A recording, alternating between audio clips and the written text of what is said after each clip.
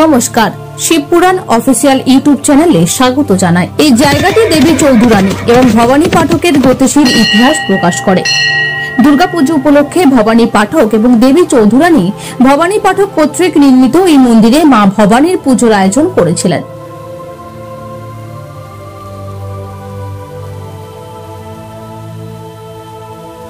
মন্দিরটি বর্তমানে অম্বুজা কলোনির ভিতরের অংশে অবস্থিত।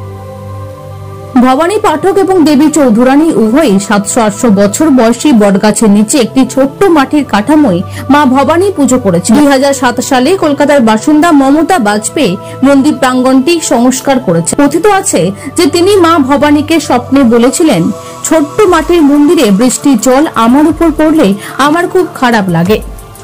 এরপরে তিনি সেখানে একটি স্থায়ী দেবী ভবানী মন্দির নির্মাণের উদ্যোগ নেন।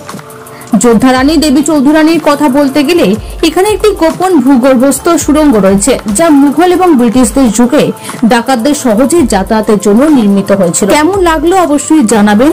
ভালো লাগলে ভিডিওটি লাইক করুন, শেয়ার করুন, কমেন্ট করুন।